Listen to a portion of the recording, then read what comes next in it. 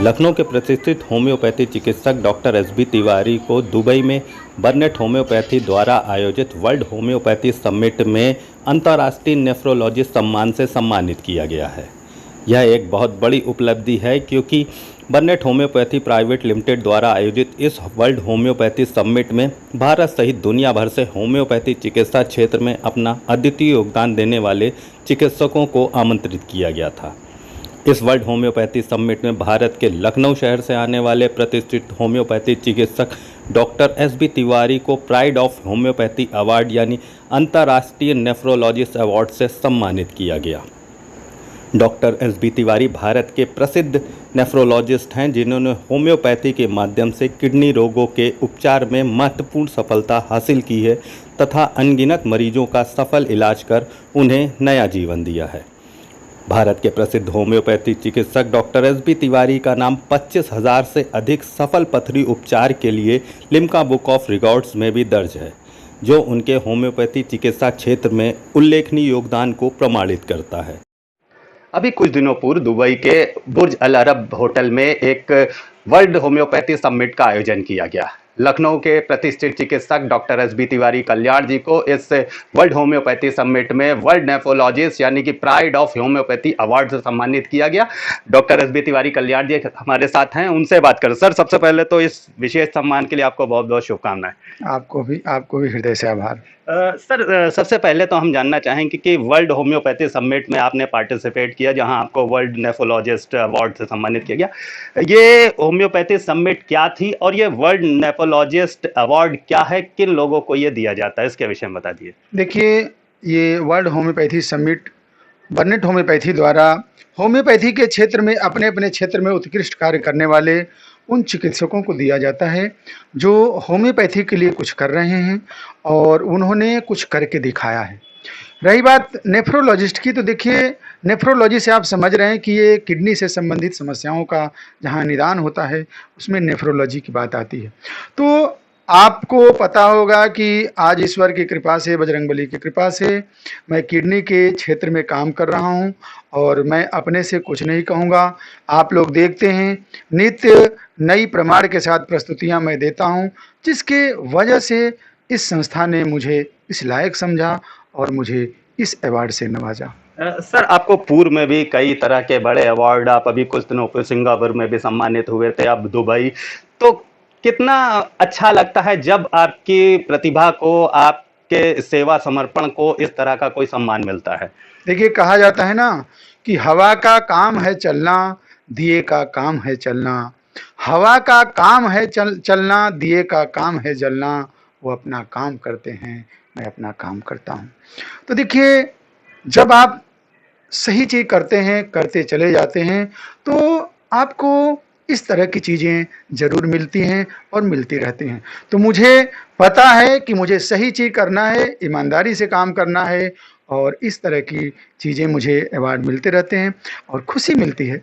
जब इस तरह के चीज़ें, इस तरह का सम्मान कहीं भी मिलेगा तो किसी को भी खुशी मिलती है। तो ठीक उसी ह्यूमन बीइंग की तरह मुझे भी खुशी मिलती है और आगे भी मैं अपने कार्य को करूँगा, जिम्मेदारी से करूँगा और हमें उम्मीद है कि हमें और भी अवार्ड मिलेंगे। जी, दर्शकों, आपको एक विशेष बात बताते हैं। Doctor S B. तिवारी कल्याण जी का नाम Limca book of world record में दर्ज है। 25,000 से भी ज़्यादा सफल पथरी का इलाज इन्होंने बिना किसी ऑपरेशन के केवल होम्योपैथी चिकित्सा पद्धति के माध्यम से करके दिखाया है। उसके विषय में जानते हैं। सर, 25,000 से ऊपर एक बहुत बड़ी संख्या है। इतनी ज़्यादा पथरियों का इलाज आज तक आमतौर पर सुनने को नहीं मिलता है। कितनी बड़ी उपलब्धि आप मानते हैं इसको?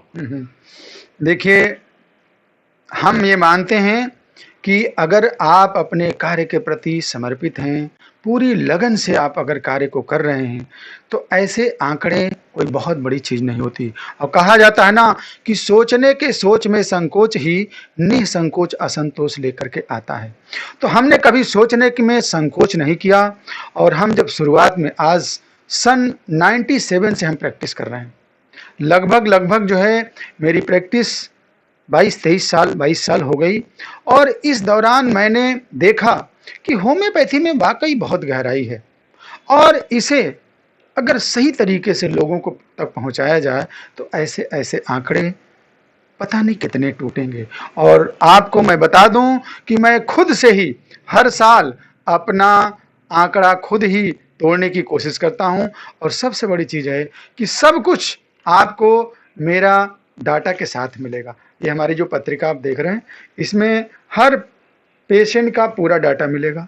यानी हमने पेशेंट का नाम क्या है, उसकी उम्र क्या है, वो किस बीमारी से सफ़र कर रहा था और कितने दिन में ठीक हुआ, और वो कहाँ का रहने वाला था, और उसके मोबाइल नंबर क्या था। तो इस तरह से हम डाटा बेस प्रैक्टिस करते हैं। पूरे यानी कहा जाए कि पूरी तरह से अप्रत्यक्ष के लिए किसी प्रमाण की कोई ज़रूरत होती नहीं है। तो मैं प्रत्यक्ष सकिम प्रमाणम के आधार पर काम करता हूँ और ऐसे कोशिश करता हूँ कि हम अपने जीवन काल में कितने लोगों को पूरी तरह से संतुष्ट कर सकूँ, पूरी तरह से ठीक कर सकूँ। सर, अभी आप वर्ल्ड नेफ्रोलॉजिस्ट अवार्ड से भी सम्मानित हुए हैं, तो किडनी से संबंधित बीमारी, और आपका भी एक स्लोगन है कि किडनी स्वस्थ रहेगी तो डायलिसिस की जरूरत क्यों पड़ेगी, उसके विषय में बताइए, क्यों आप ये कहते हैं? देखिए, कहा जाता है न रहेगी पथरी न होगी डायलिसिस। यानी कि डायलिसिस, भाई देखिए क्यों जरूरत पड़ेगी। जनरली क्या होता है कि हम अक्सर पेशेंट जब मेरे पास आता है तो मैं देखता हूं कि जब वो रिपोर्ट करा करके आता है तो अगर उसकी क्रिएटिनिन का लेवल थोड़ा सा बढ़ गया, मान लीजिए कि 5 हो गया, 6 हो गया, यूरिया मान लीजिए 70 हो गई, 80 हो गई, 100 हो गई, तो हम अक्सर देखते हैं क्या कि वो यही कहता है कि डॉक्टर साहब, हमको, मैं फलाना डॉक्टर को दिखाया था, लोहिया में दिखाया था, पीजीआई में दिखाया था, मेडिकल कॉलेज में दिखाया था, या और भी बड़े बड़े नेफ्रोलॉजिस्टों को दिखाया था, तो उन्होंने ये कहा कि तुम्हारी डायलिसिस करानी ही पड़ेगी। मुझे बड़ा आश्चर्य होता है कि भाई अगर आप सिर्फ उस रिपोर्ट के आधार पे आप कैसे कह सकते हैं कि आपको डायलिसिस करानी ही पड़ेगी। भाई देखिए, डायलिसिस का मतलब क्या हुआ कि अगर हमारी यूरिन का फ्लो बॉडी में नहीं है तो हम डायलिसिस कराएंगे। लेकिन बहुत ऐसे पेशेंट होते हैं कि जिनकी क्रिएटिनिन यूरिया का लेवल काफ़ी बढ़ा हुआ है, बट उनकी फिजिकल कंडीशन काफ़ी अच्छी है, तो ऐसे में वाई डायलिसिस, हम क्यों डायलिसिस कराएंगे। तो मैं तो प्रयास यही करता हूं कि भाई देखिए, डायलिसिस क्या होता है कि एक बैसाखी है। एक बार आदमी पकड़ लिया तो उसकी वो डिमांड करने लगता है। जैसे जब तक घर में एसी नहीं लगे रहे तब तक हम पंखे से भी सो लेते हैं, कूलर से भी सो लेते हैं, लेकिन जब एसी लग जाती है, 1 महीने उसकी आदत पड़ जाती है, तो हम बिना एसी के सो नहीं पाते। तो वही चीज़ है, अगर डायलिसिस होने लगती है तो बॉडी को डायलिसिस डायलिसिस, तो हम पहले प्रयास करते हैं कि उसकी डायलिसिस ना हो। और होम्योपैथी में बहुत ऐसी दवाएं हैं श्रीमान जी कि डायलिसिस की जरूरत ही नहीं पड़ेगी। दवा जब हम लोग देते हैं तो उस पॉजिटिव फैक्टर को रिमूव करके और पेशेंट के यूरिन और सारी क्रियाएं सही होने लगती हैं। धीरे धीरे धीरे उसकी डायलिसिस बंद हो जाती है। और डायलिसिस नहीं हो रही तब तो हम लोग बहुत खुश होते हैं कि चलो तुम बहुत सही समय पे आ गए हो, मैं कोशिश करूंगा कि तुम्हें यहीं से बिल्कुल ठीक हो गए।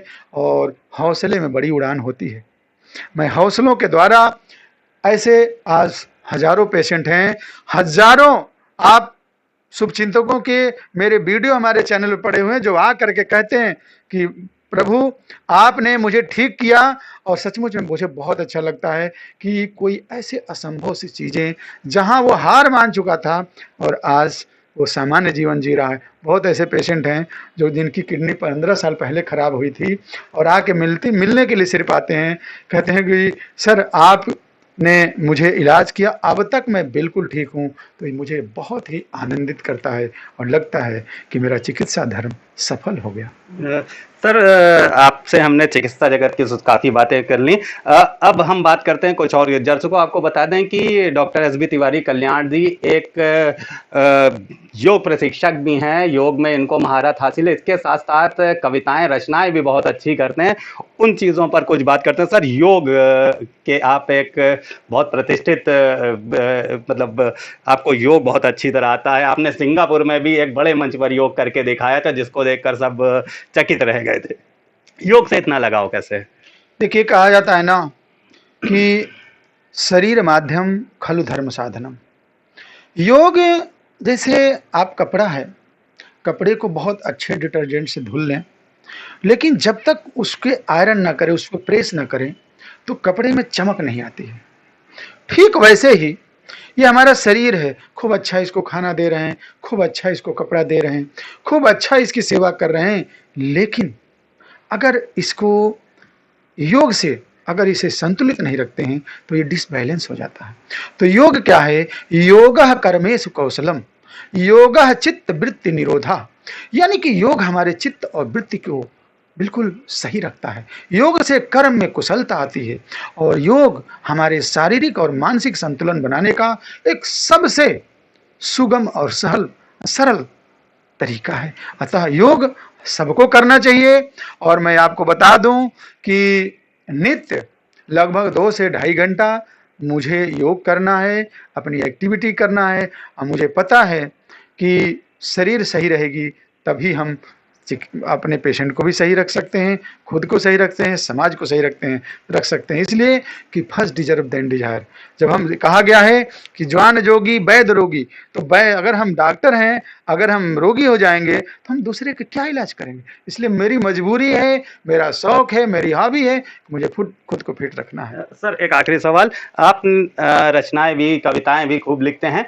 आपने चिकित्सक के ऊपर एक अपनी रचना करी है जो चिकित्सक के कर्तव्य को दर्शाती है। हम वो कविता जरूर दर्शकों के लिए सुनना चाहेंगे। देखिए, चिकित्सक के 4 धर्म मैंने बताया है। चिकित्सक के 4 धर्म हमने बताया है। देखिए, जब कोई पेशेंट आपके पास आता है तो यही चाहता है कि डॉक्टर हमें अच्छे से बात करे, अच्छी दवा दे, हमारी बातों को सुने। लेकिन आज इसी की कमी है। कहीं न कहीं जो है हम इमोशनली अटैच नहीं होते हैं पेशेंट से, जिससे क्या होता है, हम प्रोफेशनल हो गए हैं।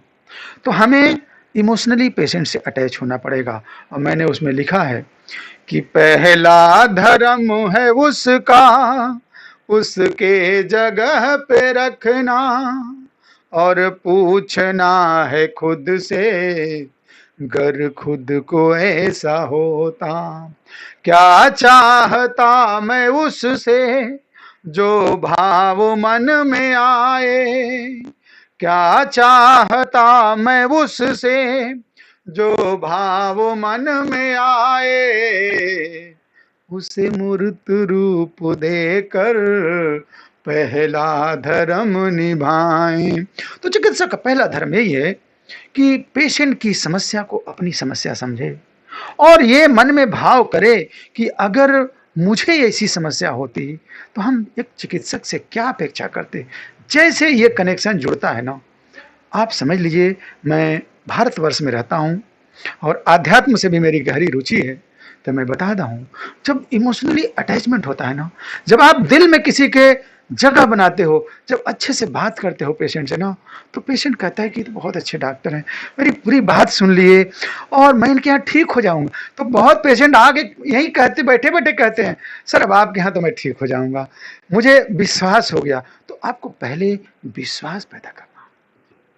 धन्यवाद सर। तो हमने बात करी आज बहुमुखी प्रतिभा के धनी डॉक्टर एसबी तिवारी कल्याण जी से, जिनको अभी कुछ समय पूर्व दुबई के एक प्रतिष्ठित होटल में वर्ल्ड होम्योपैथी समिट में वर्ल्ड नेफ्रोलॉजिस्ट अवार्ड से सम्मानित किया गया। इन्होंने भारत का नाम कई जगहों पर रोशन किया। इस तरह के अवार्ड इनको कई मिल चुके हैं। Limca book of world record में भी इनका नाम है। अपने पेशेंट की सेवा को ये अपना सर्वोत्तम धर्म मानते हैं।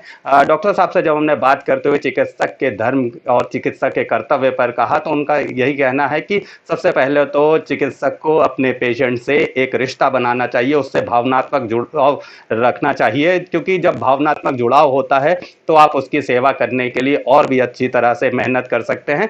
इस चीज़ की आजकल के चिकित्सकों में काफ़ी कमी देखी जाती है। चिकित्सक प्रोफेशनल हो चुके हैं, वो भावनात्मक जुड़ाव नहीं रखते, केवल एक बीमार और एक चिकित्सक की तरह अपना ट्रीटमेंट करते हैं। तो डॉक्टर एसबी तिवारी कल्याण जी का यह कहना कि भावनात्मक जुड़ाव रखिए तो आप अपने पेशेंट को जल्दी ठीक कर पाएंगे और पेशेंट भी जल्दी ठीक होने के लिए ही कोशिश करेंगे। वीडियो जर्नलिस्ट अखिलेश सिंह के साथ संतोष कुमार, भूमि टीवी, लखनऊ।